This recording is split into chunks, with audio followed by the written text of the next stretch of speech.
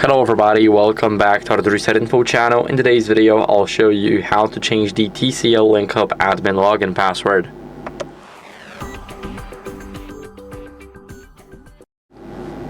So first, what are we gonna do is we have the web UI right here, so it's 192.168.1.1, and now we're gonna go to system.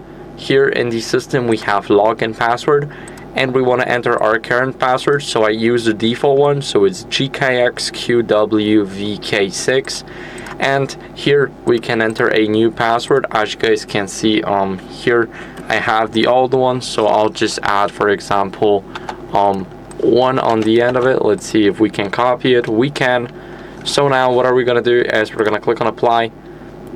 Here it will ask us to update the password, and of course we're gonna update it, so I'll leave it.